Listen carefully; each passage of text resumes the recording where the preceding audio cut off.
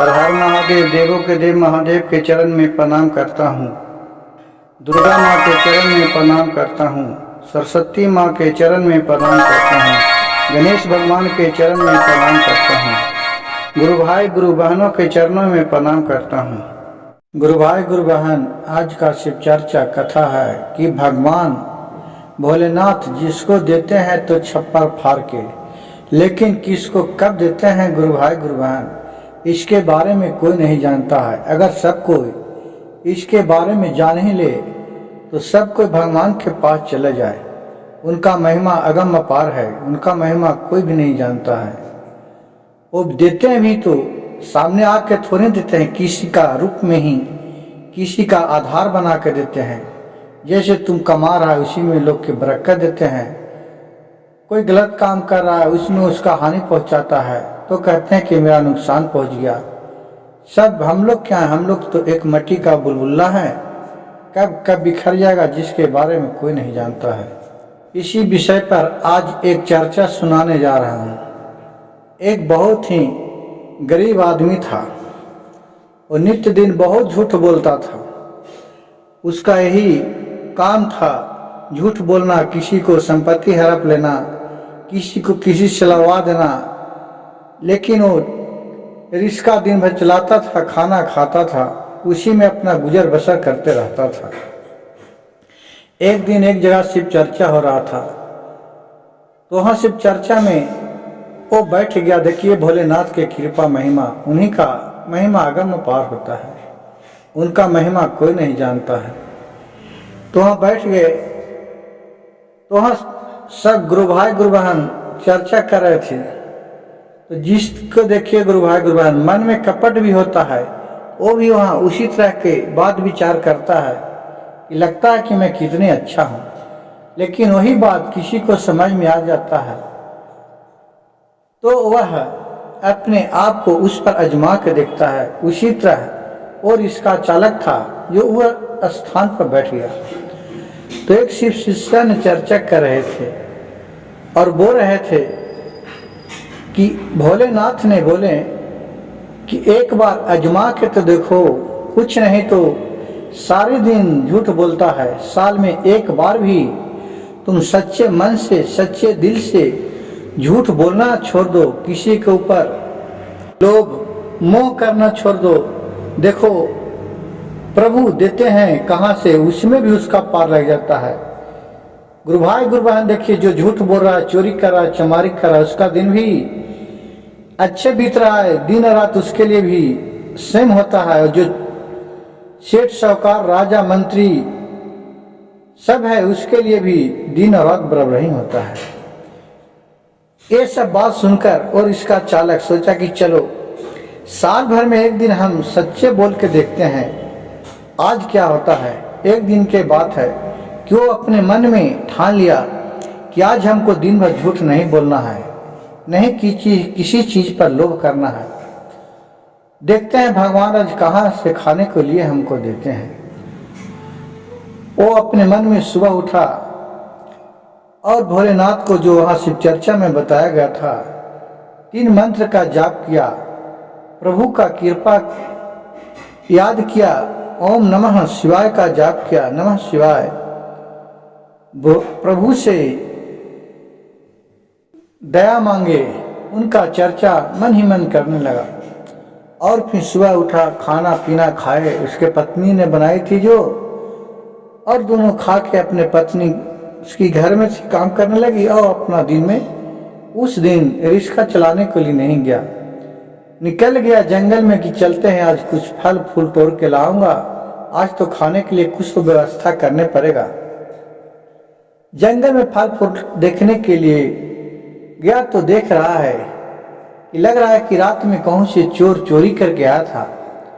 तो एक चांदी का घड़ा रखा हुआ है, उसको झांक के देखा तो देख रहे हैं कि उसमें खाली सोना का रुपया रखा हुआ है।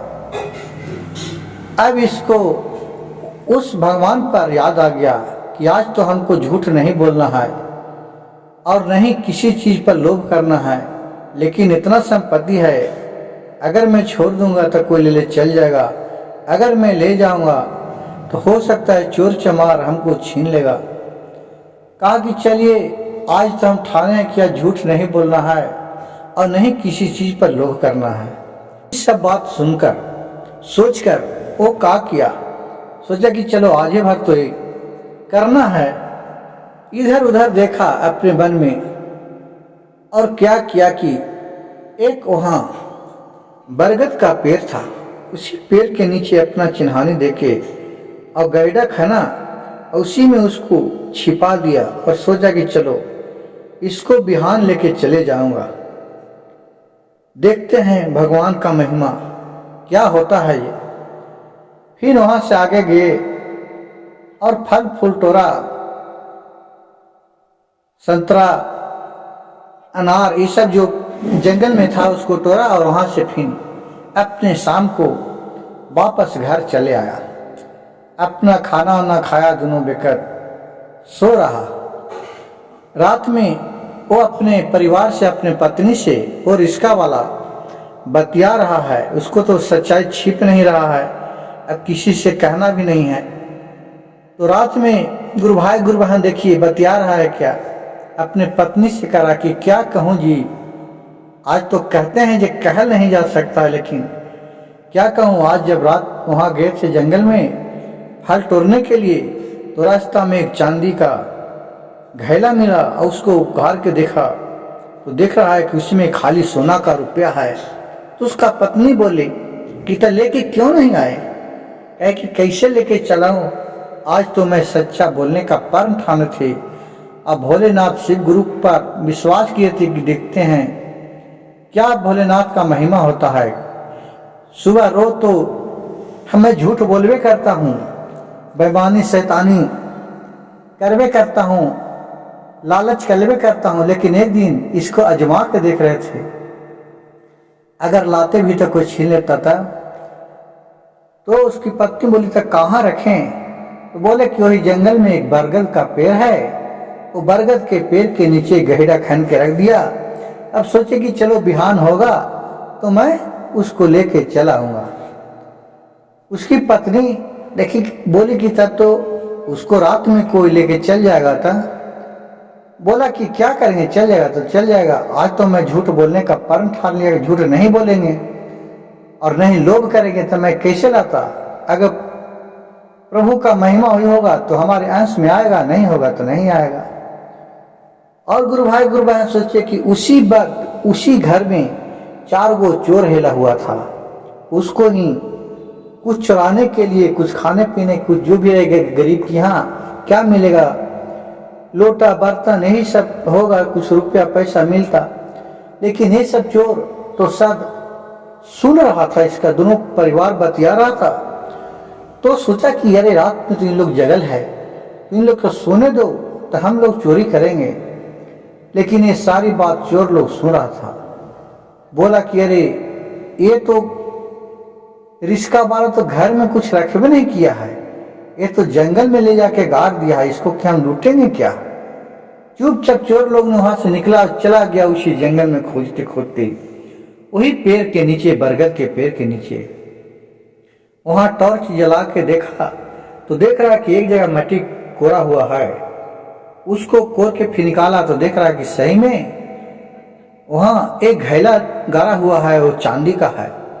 जब इसको हाथ में आया तो चांदी का था जो मट्टी का हो गया। ये सब अचरज देख के वो कहा कि इसका अंदर क्या है।